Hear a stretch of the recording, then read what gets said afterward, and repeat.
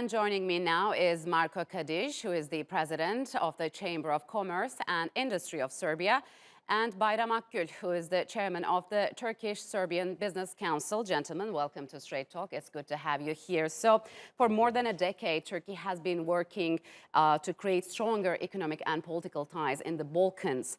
And among these countries is Serbia. Now it is being dubbed as the rising star of the region because it draws most of the foreign investments into the region. So Marko, tell us about the progress made so far in terms of the two-country economic relations. So I can tell just the numbers which are explaining themselves and your question the best. You know, only in last year and this year, there were 207 new companies, Turkish companies, opened their operation in Serbia.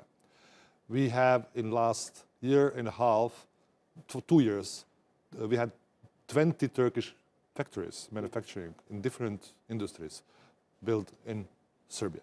So these are the numbers that are clearly telling the story about very good economic ties. And we have also very good political ties. So we have in 2017, 2018, 2019, more and more visits between the presidents, between the top leaders of our country, but also business forums. So there is no, and I'm like, last and this year we had 4 times business forums together, and there is never less than 250 companies talking about their business. So this is something which is really and if you just see statistically, I think when you see the last 2 years, there's no other country where the intensity is so growing in the economic relations like between Turkey and Serbia. The current trade volume stands at $1.2 billion, and I think that both countries want to double it by 2023, right? Is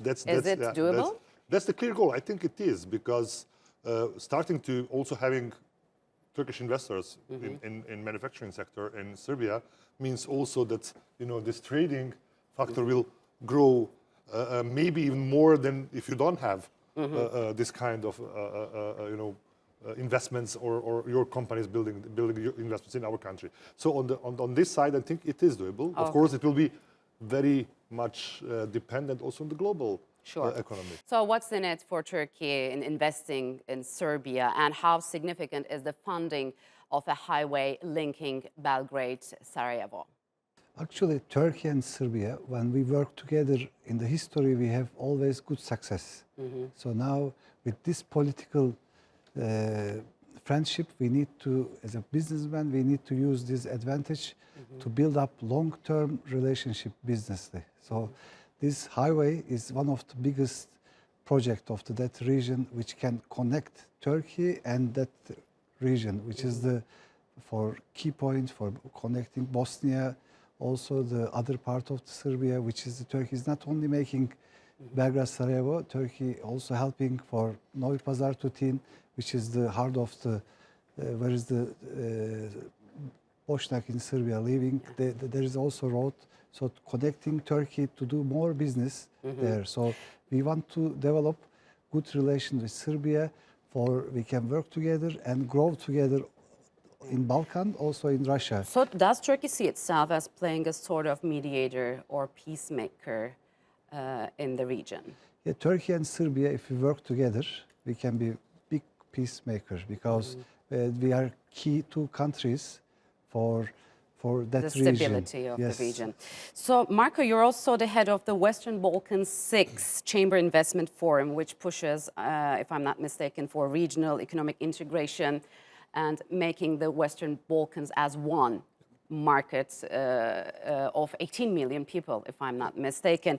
Was this initiative launched as an alternative to the Berlin process? Why did you need to find such an organization? Berlin process. Yes, I know. Exactly, we started to build this this entity, which is the regional chamber of commerce of West Balkan 6, actually together with start of Berlin process. So we founded the office, and we started with the office in Trieste 2 years ago. But whose idea was it? This was actually the idea, the initiative came from President of Chamber of Commerce Kosovo and myself. So we sit together and said, let us invite the people in the region, because there is no alternative if we want to build sustainable economies and growth just to unique our region a single market. This is something you can, that's not if we want to do that or don't want. The question is, are we able to do this? And if we are not able, I don't think that we have a good future altogether as economies. And I think we are able, because also now the political leaders are, I don't know if you are informed, but there are new dynamics in the regional process. So between Albania, Northern Macedonia, and Serbia, and now also the three others with Kosovo and Bosnia and Montenegro.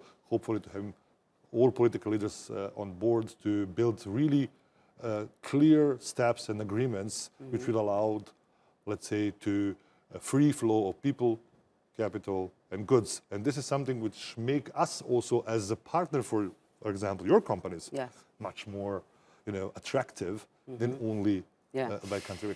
So we know, Bayram, Turkey has always been supportive of peace and stability in the region, and part of that strategy has been engaging in close cooperation with all countries as we see it today. Tell us about Turkey's policies in that respect. Do you believe it's raising some kind of eyebrows in Western Europe?